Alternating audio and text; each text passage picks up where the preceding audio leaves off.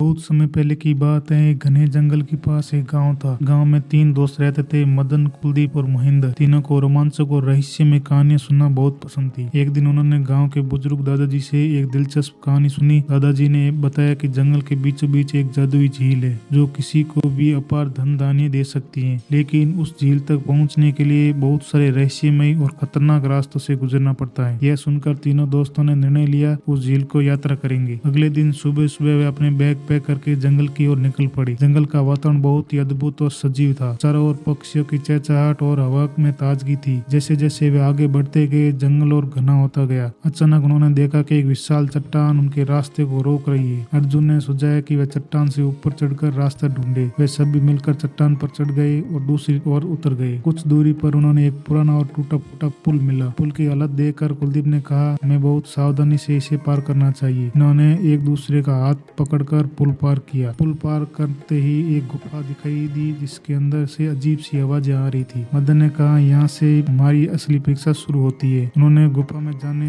का निर्णय लिया। गुफा के अंदर घुसते ही उन्हें चारों ओर चमगादड़ों का झुंड दिखाई दिया। वे डर गए, लेकिन हिम्मत नहीं आ रही। जैसे जैसे गुफा के अंदर बढ़ते गए, उन्हें दीवारों का पुरानी चित्रकथाएं। इन चित्रकथाओं में एक रहस्यमय दरवाजे का चित्र था जिसके पीछे झील का रास्ता था। अब उनकी खोज और दिलचस्प होती गई। उन्होंने गुफा के अंदर गहराई से जाकर उस दरवाजे को ढूंढा। दरवाजा बहुत ही भारी था, लेकिन तीनों की संयुक्त शक्ति ने उसे खोल दिया। दरवाजा खुलते ही उनकी आंखों के सामने एक अद्भुत दृश्य था। एक झील जो चांदी की तरह चमक रही थी। झील का पानी इतना साफ था कि उसमें तारे की छवि बनाते नजर आ रही थी। उन्होंने झील के पास जाकर देखा कि वहाँ सच में अनगिनत खजाने और अनमोल रत्न बिखर पड़े हैं। लेकिन जैसे ही उन्होंने खजाने को छूने की कोशिश की, झील के पानी में से एक आवाज आई, यह खजाना केवल उन्हीं के लिए है जो निस्वार्थ भाव से इसकी रक्षा करने का वचन देते हैं। तीनों दोस्तों ने आपस में देखा, एकमत होकर वचन दिया कि इस झील और इस खजाने की रक्षा करेंगे और इसका उपयोग केवल भलाई के लिए करेंगे। अचानक झील के पानी में से एक जादुई रोशनी निकली और तीनों दोस्तों के चारों ओर चक्कर लगाने लगी। रोशनी के उन्हें एक एक करके अपार ज्ञान समझ प्रदान की।